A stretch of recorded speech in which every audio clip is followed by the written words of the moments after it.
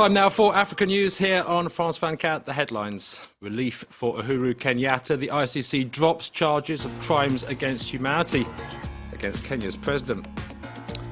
Silence, prayer and song as South Africans mark 1 year since the death of Nelson Mandela. 1 year too since French troops were deployed to stem the intercommunal bloodshed in Central African Republic. We take stock of the situation in a country still in serious trouble. We start with prosecutors at the International Criminal Court dropping charges against Kenyan President Uhuru Kenyatta. He'd been indicted over his alleged role in the violence that followed 2007's election, during which 1,200 people were killed. He was the first sitting president to attend a session of the court in The Hague. Officials there say the decision came after the Kenyan government refused to hand over vital evidence. France 24's Clovis Casali has details.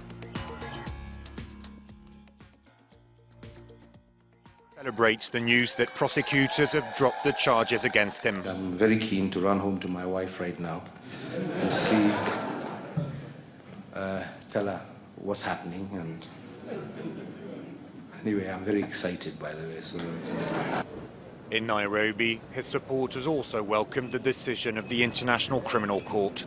That to me is the best news of the century, because all along we knew that President Uhuru Kenyatta was innocent, and it's only his detractors and his political competitors who have been pushing on for this case to proceed.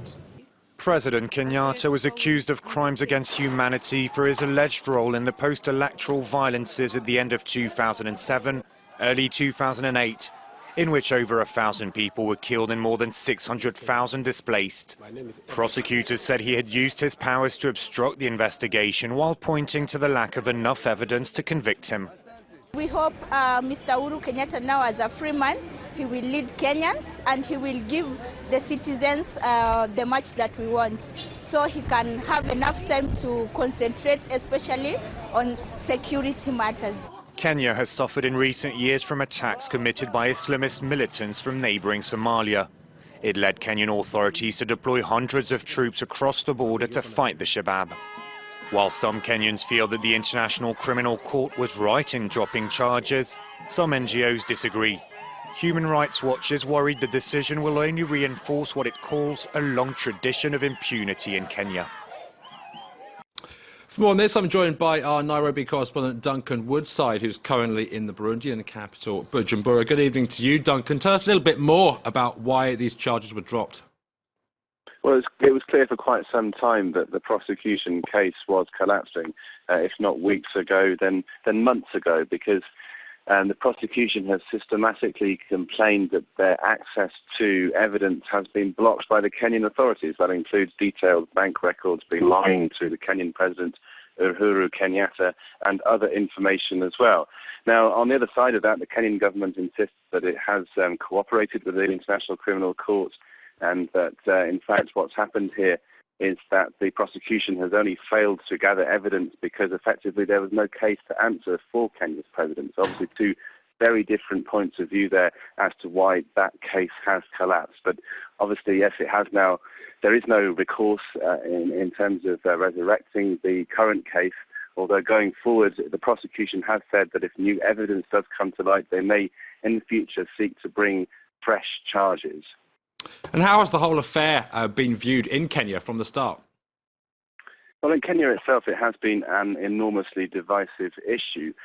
During the election violence in 2007-2008, the President Uhuru Kenyatta and his deputy William Ruto were in fact, ironically, on opposite sides of the main ethnic divide. And of course, they both faced charges at the International Criminal Court in relation to those alleged crimes. Now, what's happened now, obviously, is that the case against the president has been dropped, but the case against the deputy president, William Ruto, is still ongoing, and that has the potential to cause political friction going forwards. But generally speaking, what has happened is that since the charges were announced, there's been a change in Kenyan public opinion over the last few years, from being broadly in favour of the International Criminal Court to being against the International Criminal Court, and that largely reflects the powers that be that exist in Kenya.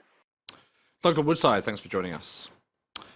Prayer, song and silence in South Africa, where people have been marking 1 year since the death of Nelson Mandela.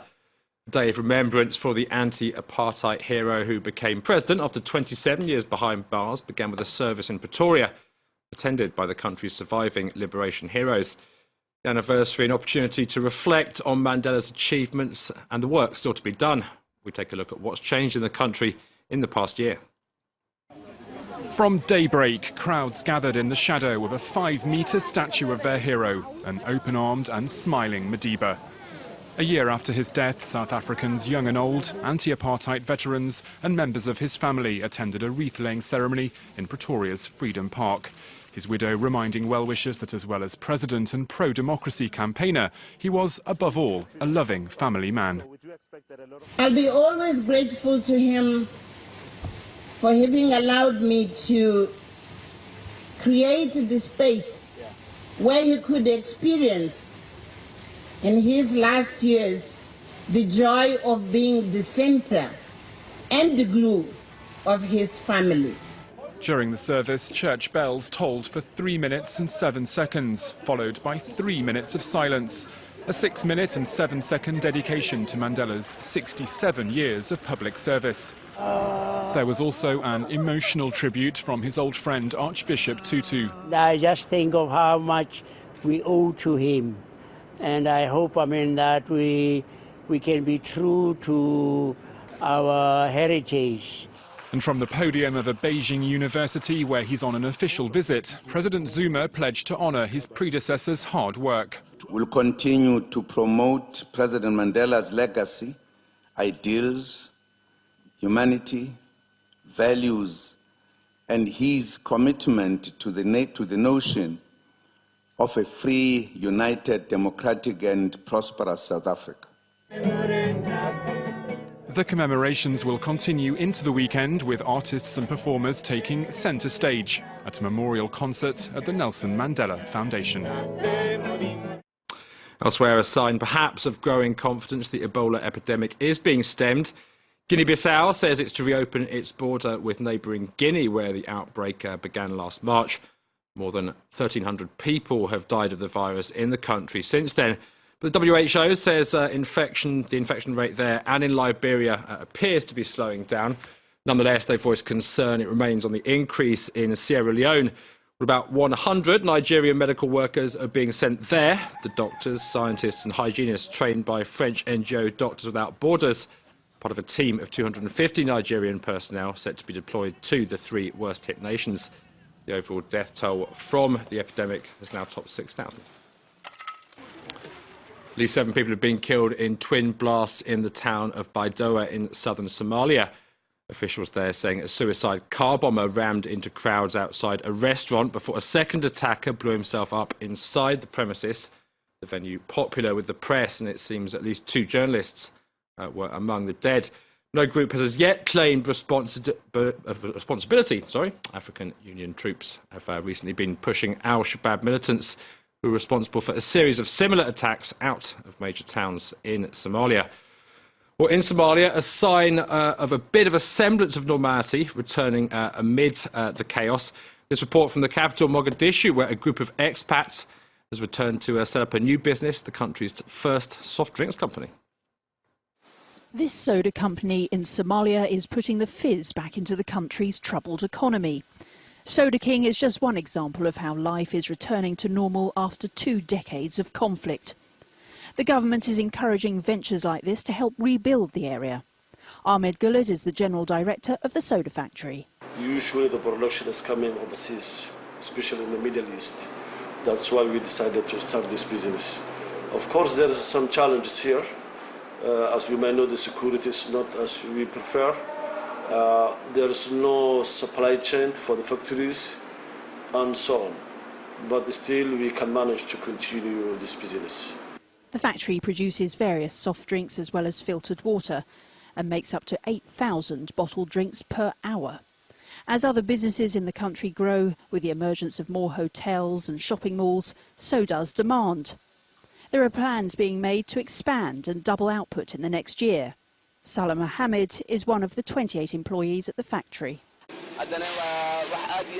My life has totally changed since I started working for the soda factory. Somali expatriates and locals have made huge investments in the country, and there's good progress. Al-Shabaab ruled most of the southern region of Somalia from 2006 until 2011, when African troops marched into the capital and ejected them. Although the outlook looks better than it did, threats remain. Western nations and Somalia's African neighbours worry that as long as Al-Shabaab controls some parts of the country, it will remain a threat. For now, though, these Somalian residents are enjoying the fruits of their local labour. Finally, the Central African Republic, where French peacekeepers have now been on the ground for a year. They were deployed as part of international efforts to end months of intercommunal bloodshed that came in the wake of the overthrow of President Francois Bozize by Muslim Seleka rebels. Credited with stemming the massacres, the deployment has nonetheless been the target of a fair amount of criticism. The situation on the ground in the country remains very unstable. That's it for Africa News. Do stay with us here on France 24. We're going to take a short break, after which Claire Murphy will be here with the news.